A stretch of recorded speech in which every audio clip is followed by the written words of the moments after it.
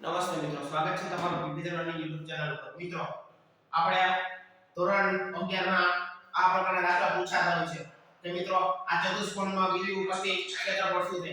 મિત્રો, આપણે જોઈએ તો જો આ ચતુષ્કોણનું આપણે ક્ષેત્રફળ શોધવું હોય તો આ ત્રિકોણ અને આ ત્રિકોણ જેનું સૂત્ર 10 માં આવતું બરાબર છે.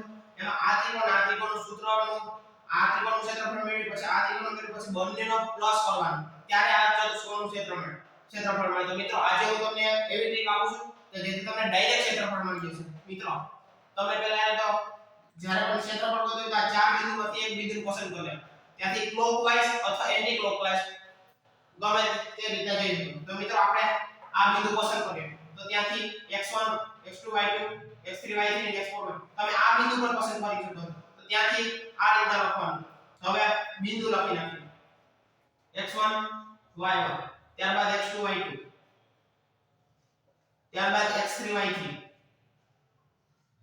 ત્યારબાદ x4 y4 બરાબર છે મિત્રો. આ બિંદુ લેતા તો હવે આ રીતને એક લાઈન કાઢી દેવાની.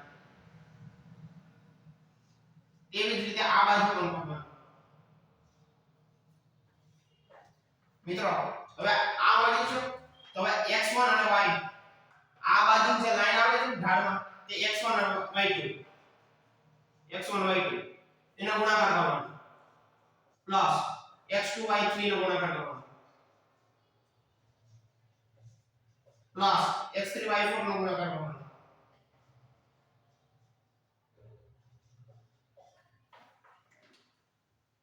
બરાબર છે મિત્રો. હવે તેવી જ રીતના અને મોટા કૌંસો લખના છે.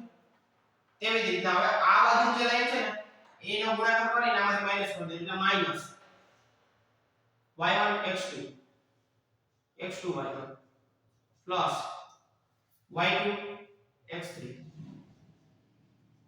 plus y3 x4 બરાબર છે મિત્રો. એટલે આનો જે સરવાળો મળે ને આનો જે સરવાળો મળે એની બાદબાકી કરી અને તેનો અડધો કરતા